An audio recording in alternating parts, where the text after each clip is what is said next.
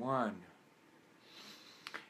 Hey, this is Darryl Learie here, and it's been a while since I've done a FaceTime live video. So, I'm in my new room, and I've been planning some pretty ambitious projects. I want to take kite aerial photography to the next level.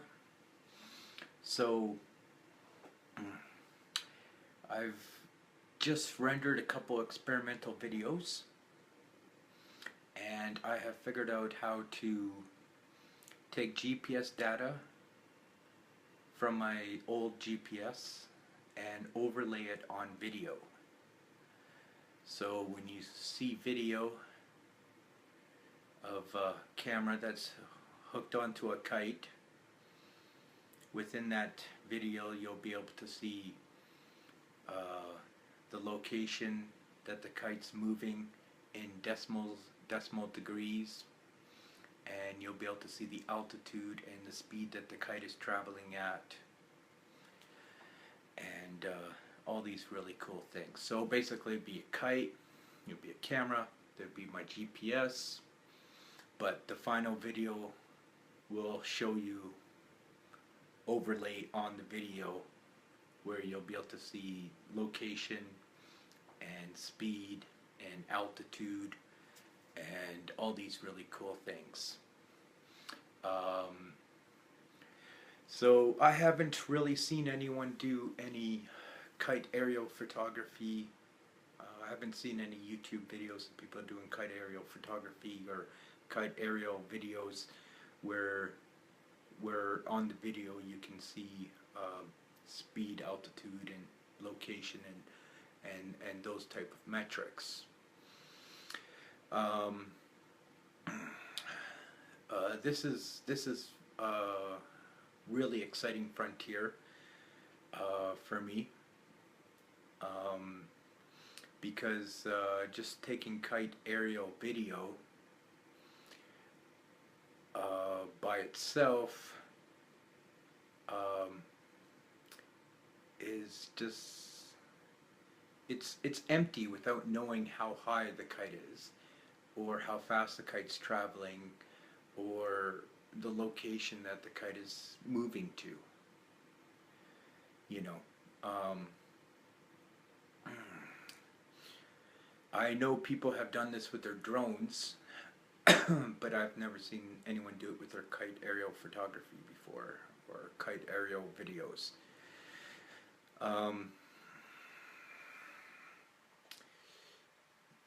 Also, my 6-foot kite has just arrived. It actually arrived a few days ago. The kite itself is 3 feet high when you stand it up, and the wingspan is 6 feet, actually 5 feet 10 inches. So it's as wide as I am high, as I am tall. So it covers 9 square feet. And the rule of thumb is to have string that has a breaking strength 3 times for every square foot of the kite. So 9 square feet, that means I need string that has a breaking strength of approximately 27 pounds. I've tested out some of the kite string that I have, and I know it can hold 25 pounds. I've tied lines of the string and tied it to a 25-pound weight, and I was able to lift that weight. I've almost been able to lift 35 pounds with it, but it seemed to snap at 35 pounds. So I think the string is going to be sufficient. I'm not so sure about my next kite that's coming in, because that kite's going to be 9 feet wide and 4.5 feet tall. So that kite will be 3 feet wider than I am tall. 9 feet wide, 4.5 feet tall. So That kite's going to require a string with a breaking strength of approximately 62 pounds. A line break is the biggest nightmare, because if you have a line break, then all your instruments, your GPS and your camera, fall from those altitudes and eventually hit the ground. Of course, one could cover them up in padding.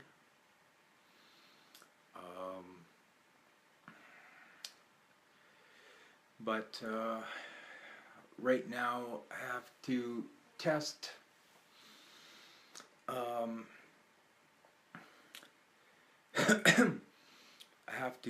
test which wind conditions are most favorable, and the 6-foot kite is recommended at a wind range of 5 to 20 miles per hour.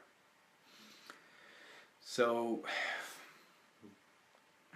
right now the winds have been about 4 miles per hour. I can do a test run on the weekend, because on the weekend it's supposed to be about 10 miles per hour with gusts reaching 20 to 25 miles per hour.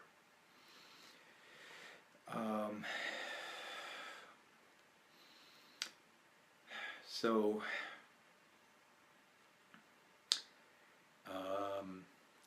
this is really exciting frontier.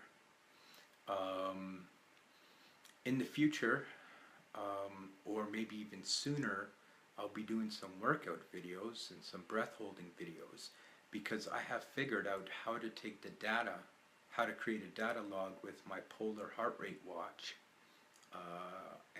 from this chest strap, from the heart rate chest strap, how to create a data log using my iPhone and overlaying the heart rate data on video. So this is also pretty exciting. You'll be able to watch me do things, and on the screen you'll be able to see my beats per minute of my heart beating. So I'm really excited about this this new technology that I've learnt of. And with the 6-foot kite, it's the largest kite I've ever had thus far. We're talking about 70 inches.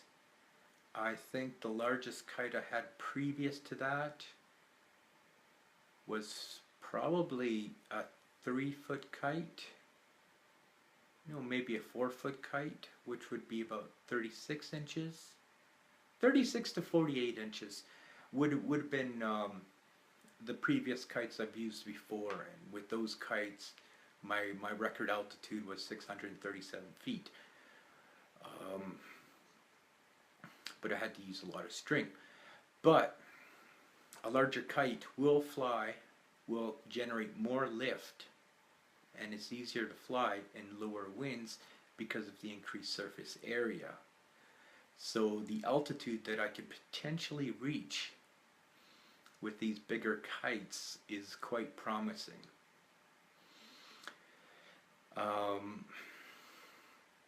And of course these larger kites will be easier to spot in the sky, as it were. Also with the kite aerial photography, I've got 2 3D cameras. I've got one 3D camera where the lenses are fairly close together, so there's not too much perception of depth, because the closer the lenses are together, the less the perception of depth, but the farther apart the lenses are, the greater the perception of depth. But I've got another 3D camera where the lenses are much farther apart. In fact, they're the same space as your eyes. They're the same distance as your eyes are apart. So that camera gives exceptional video of depth, but it renders at 720 HD. The other camera renders at 1080 HD. So I'm thinking about taking both cameras up to get some real life 3D video from the kite as the kite is flying in the air. And maybe looking at adding some GPS metrics overlay to that. Another thing I'm looking at is I've got a 360 camera that can take both pictures and video 360 degrees around and 360 degrees up and down. The pictures it takes, they call them photospheres because it's literally like looking at a picture within a sphere. You can look in every direction and see another part of the picture. I'm taking the 360 camera up on the kite as well. So this is going to be especially fun for Google Maps, taking some aerial 360 pictures. People have done this with their drones before, but I don't believe anyone's ever done it with a kite before, so that's really exciting. And also looking forward to doing some 360 video with the kite. It won't be in as high resolution. We're talking about HD resolution, but that HD video is stretched, so the actual perceived resolution is a lot less because you're actually zooming in on parts of the 360 video.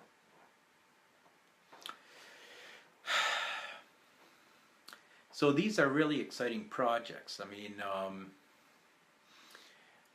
we're talking about taking kite camming, kite aerial photography and kite aerial video to its limit.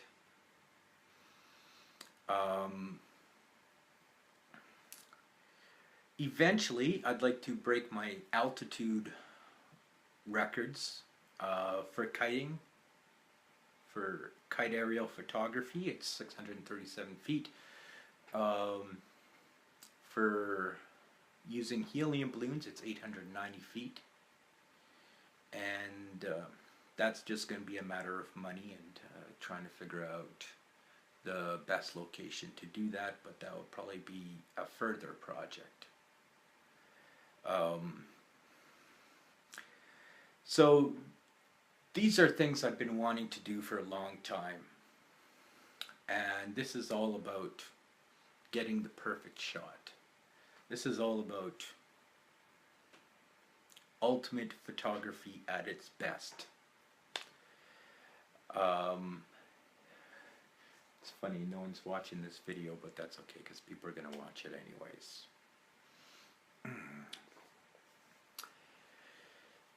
So that's it. That's it. Kite aerial photography. Video overlay, coordinates, altitude, speed,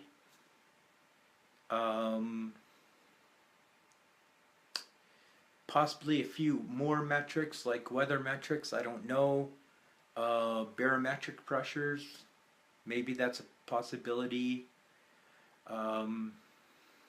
So you get the vantage point from the kite, you see how fast the kite's moving, you see how high the kite is, you see the temperature, the barometric pressure, you